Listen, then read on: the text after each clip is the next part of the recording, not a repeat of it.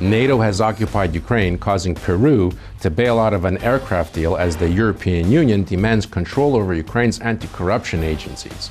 Welcome to StopFake, the place where we dissect the Russian disinformation about Ukraine and a little more. So let's get to it.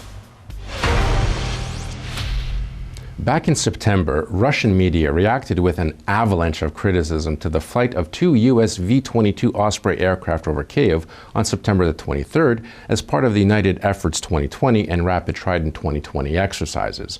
Russian publications call the flyovers by American aircraft over Ukrainian territory a clear example of the occupation of the country and claim that the presence of NATO troops in Ukraine is illegal. Pro-Kremlin media claim that the September military exercises held in Ukraine, including the flights of the Ospreys over the Ukrainian capital and other Ukrainian cities, show all the signs of an occupation.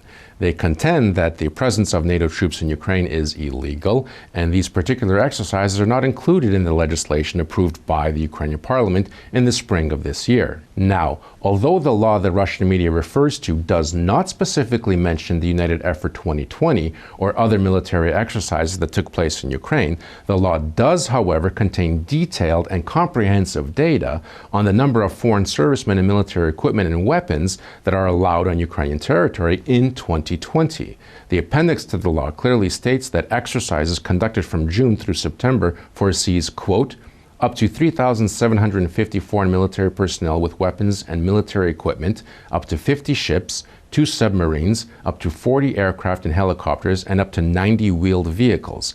Yes, NATO troops are in Ukraine, but temporarily. That is, they are not permanently stationed in Ukraine. They were in the country for exercises, and that is a far cry from an occupation. The head of the NATO office in Ukraine, Alexander Vinnikov, told Radio Liberty the joint NATO-Ukraine September exercises were intended to improve troop compatibility. These trainings were also a response to Russia's Kavkaz 2020 exercises, which then began on September the 21st in Russian-occupied Crimea.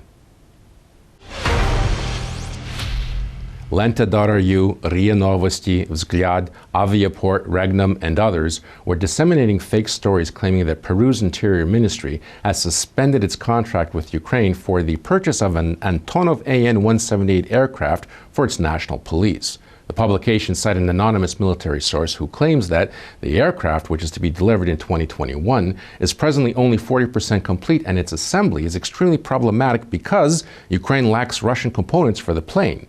The anonymous source has a perfect solution to this impending problem, however. Russia will save the day and sell its own aircraft to Peru as Ukraine has misinformed the Peruvian leadership, promising there would be no problems with Russian component parts, the lack of which would be compensated through broader cooperation with European and American partners. StopFake asked the Antonov company to confirm or deny these Russian media claims.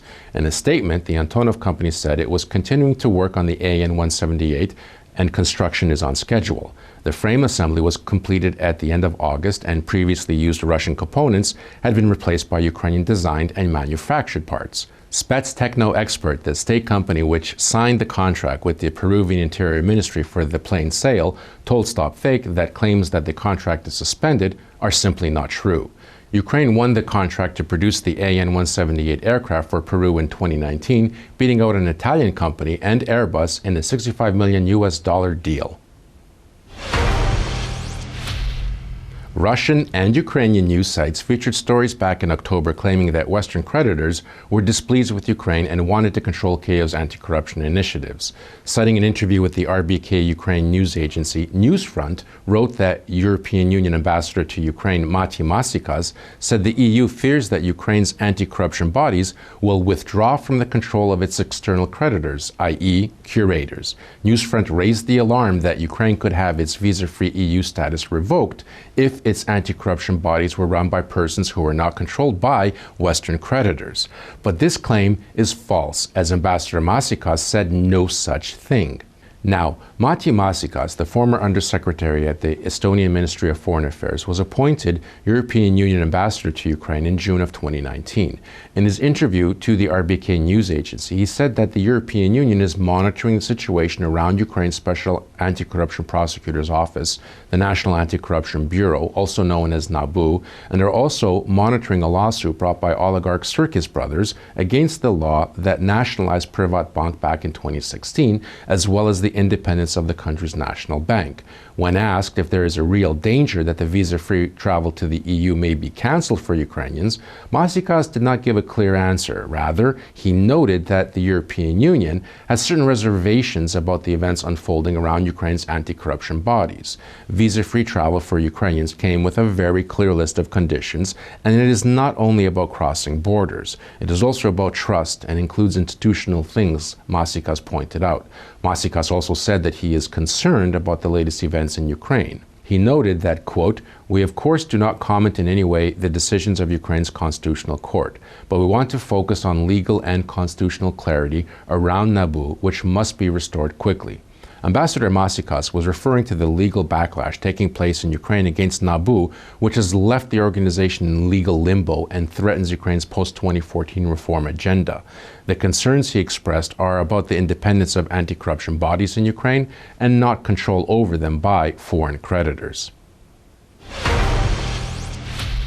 That's it for this week. Stay safe and be on the lookout for fakes. Remember, wearing a mask, washing your hands, and social distancing will protect you from the coronavirus. But more importantly, critical thinking will protect you from Russian disinformation. And as always, if you spot any disinformation about Ukraine, forward it to us for a truth autopsy. I'm Marko, Suprun, and this is StopFake. Thanks for watching.